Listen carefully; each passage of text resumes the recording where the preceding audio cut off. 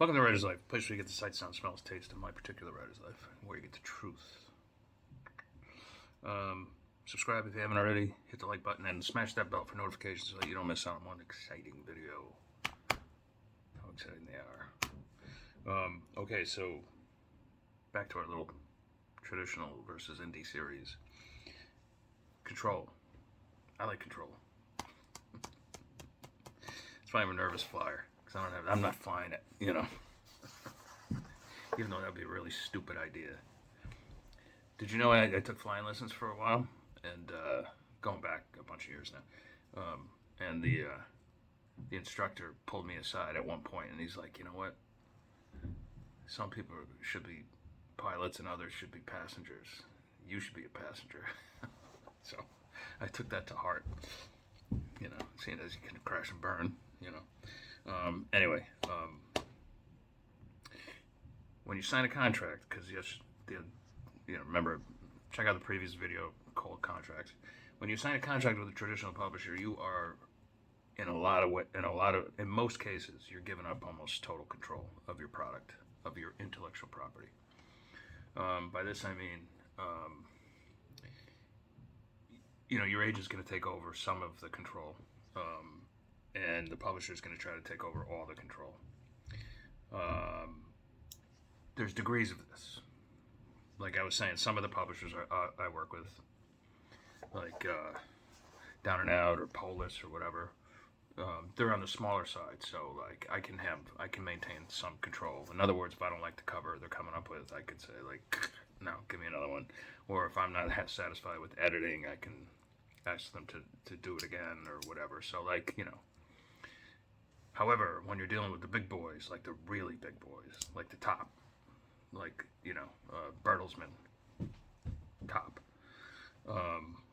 like I did at Delacorte back in the day, I had zero control of that book, and they put a crappy cover on it, and it was just a crap product all the way around, and I hate to say it, even my editor who was a good guy, a really good guy, and he's still in the business. He wasn't satisfied with it, and so then they tried to put out a different cover on the paperback, and that didn't match the hardcover, so it was a real clusterfuck, to be honest. Excuse my French. And then the second book was even worse, which is another lesson itself. Just because you get a major contract by a big publisher doesn't guarantee. It not only doesn't guarantee success, but it doesn't guarantee that the book itself is going to be produced well. In fact, it can spell disaster. In this case, it did.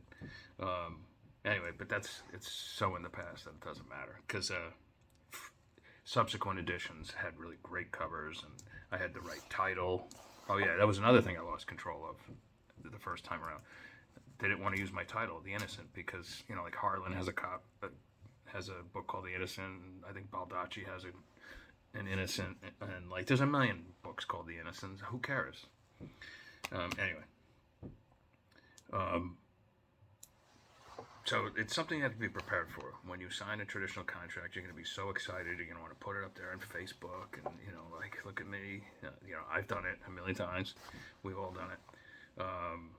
And I think there's a saying out there like, be careful.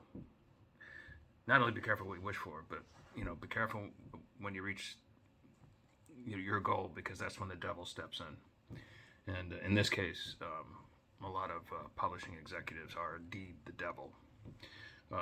Not all of them, like I said, the guys I work with now, for the traditional side of things, it's almost like they're my own employees, and we talk, and we agree to things before things go to print.